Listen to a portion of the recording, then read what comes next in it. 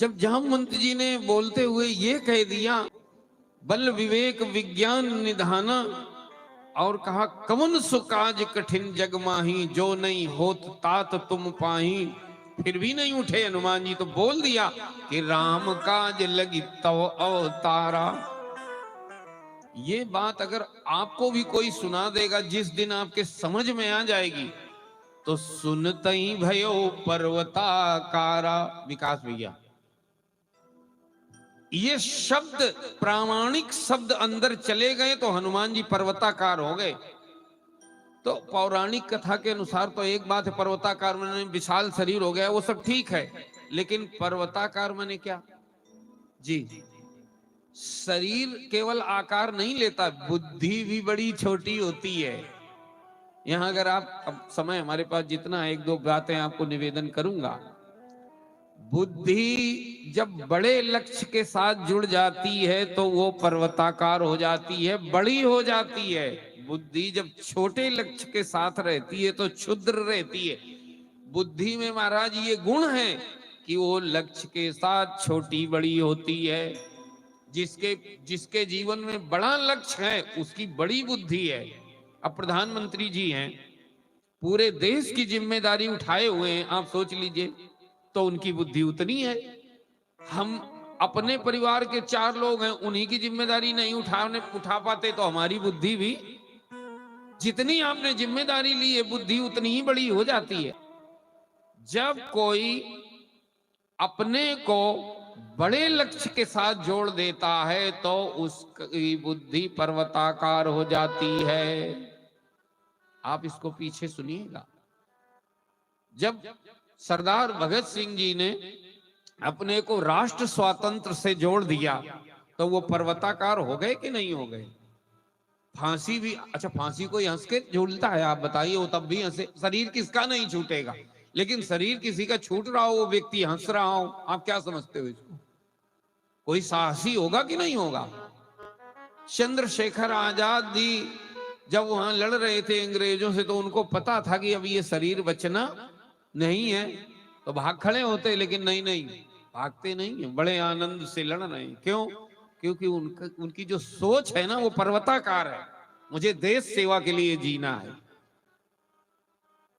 तो मैं इतना ही कह के आगे बढ़ना चाहता हूं कि जब कोई भी, ये पंक्ति केवल हनुमान जी के लिए नहीं है, अपने को जितने बड़े लक्ष्य के साथ जोड़ेगा उसकी बुद्धि उतना बड़ा आकार ले लेती है जी। जो जो पूरी मानवता के लिए सोचता है, गोस्वामी जी ने जब ये लिखी होगी रामायण, तो किसके लिए लिखी? पूरी मानवता का कल्याण हो। तो उनकी बुद्धि इतनी विशाल हो गई कि एक एक पंक्ति में क्या क्या भरा है, आप देख रहे हैं ना। ये क्षुद्र बुद्धि तो में तो आ ही नहीं सकता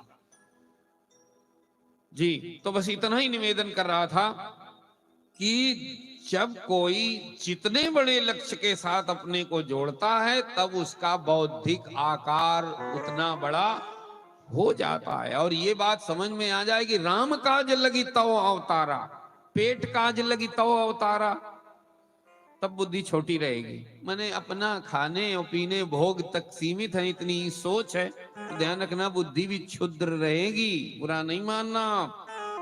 और अगर मानवता के कल्याण के लिए मुझे शरीर मिला है, तब फिर बुद्धि उतनी बड़ी हो जाएगी।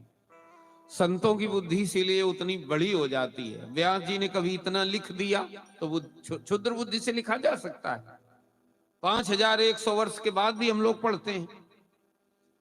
हनुमान जी से कह रहे हैं कौन? जामवंत जी, राम काज लगी तव अवतारा।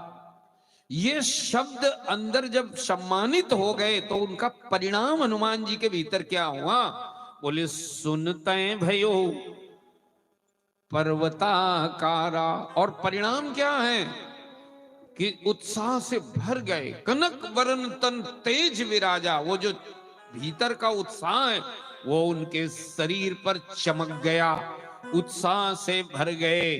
और कनक वरन तन तेज विराजा जी, मानो अपर गिरिन कर।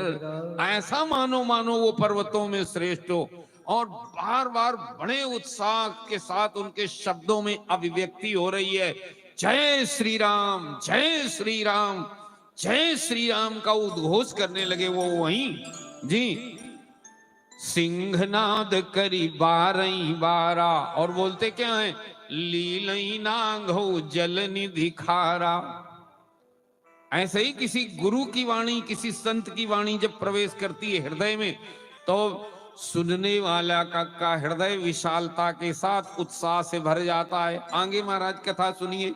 उन्होंने कहा आप ठीक कह रहे हैं, मैं अभी लंका में जाऊंगा और सहित सहाय रावण नहीं मारी, और मैं रावण को, कुंभकर्ण, मेघनाथ सबको वहीं क्या करूंगा, क्या करें, निपटा देंगे। बोले सहित साय राम नहीं मारी।